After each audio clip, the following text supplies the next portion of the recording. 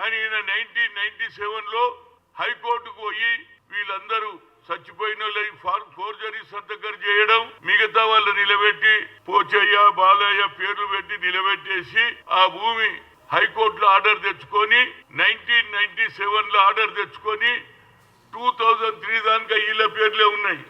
ఆ తర్వాత revenue department ఏ విధంగా పనిచేసిందో ఆనాడు ఉన్నటువంటి హనుమంతు రెడ్డి ఎంఆర్ఓలు పేర్లు మార్చేసుకున్నాడు. కొడుకులు రాగి కృష్ణారెడ్డి తన పేరు చేసుకొని తర్వాత ఏం చేసిండు, రాజీ శ్రీధర్ రెడ్డి అనితా రెడ్డి పేరు రాశాడు.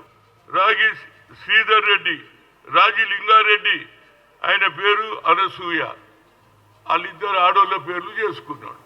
8 సార్లు పోయినా కీసరకు జాయింట్ కలెక్టర్ గారిని కలిసిన ఆయన అంటాడు నేను నా చేతిలో ఏం లేదు సార్, ఇది కోర్టుకు పోయింది అన్నారు.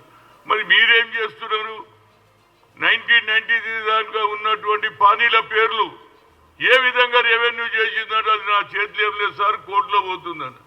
కోర్టులో కేసు నడిచేటప్పుడు హెచ్ఎండిఏ వాళ్ళు పర్మిషన్ కూడా ఇచ్చిర్రా బాబు. వా ఏం హెచ్ఎండిఏనయ్యా నాకు అర్థం కాదు. కోర్టులో కేసు ఉంటే ఎట్లా ఇచ్చిర్రు? ఎందుకంటే రెవెన్యూ వాళ్ళని మేనేజ్ చేసుకొని డబ్బులు ఇచ్చి కోడట్ల పేరు చేసుకున్నాడు. ఈ మాట ఎవరు చెప్పిండ్రు? రాహుల్ గాంధీ ఖమ్మంలో బహిరంగ సభలో చెప్పాడు. ఏమని? ఇందిరాగాంధీ ఇచ్చినటువంటి భూములు కూడా తీసేసుకున్నారు అన్నారు. ఇది ఇంతకంటే క్లియర్ కేసు ఏం కావాలి?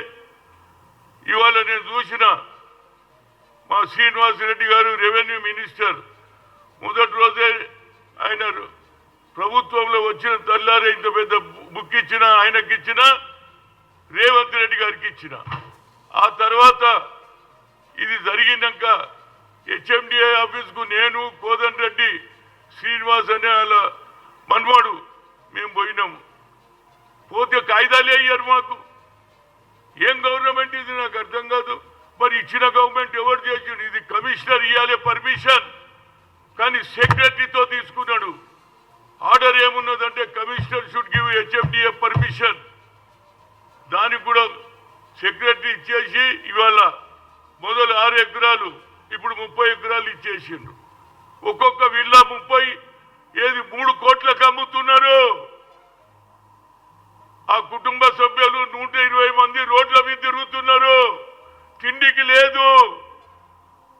ఎన్నిసార్లు భూమి మీదకి పోతే పోలీసు వాళ్ళు అరెస్ట్ చేస్తారు.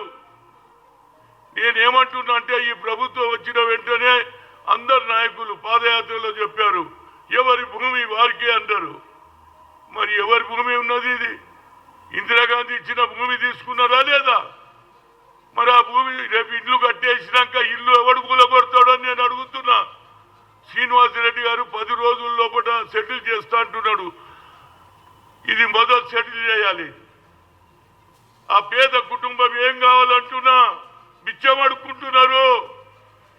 ఏది చెట్ల కింద పడుకుంటున్నారు, ఆర్టీసీ బస్ కింద పడుకుంటున్నారు, ఫుట్పాత్ల మీద పడుకుంటున్నారు. ఇంతకంటే అన్యాయం ఏం కావాలరా బాబు? నేను ఒక బడుగు బలైన వర్గాల నాయకుడుగా ఎక్కడ అన్యాయం జరుగుతా అక్కడ పోతా. 8 సార్లు పోయినా ఇంతవరకు రాలే. మా ప్రభుత్వం వచ్చిన పాదయాత్రలు అందరూ చెప్పారు ఎవరి భూమి వారికే, ఎవరి భూమి వారికే. మరి ఇంతకంటే నిదర్శనం ఏం కావాలరా బాబు? ఇది చాలా సీరియస్. ఇది 500 కోట్ల స్కామ్. దీన్ని ఇమీడియట్ గా ఆ పేద ప్రజలకు న్యాయం జరగాలి. ఆ కుటుంబ సభ్యులు అందులో అన్న చనిపోతే ఎప్పుడు చనిపోయాడు వాళ్ళ అన్న 1994లో 97లో నువ్వు రావా కూర్చో సీను కూర్చో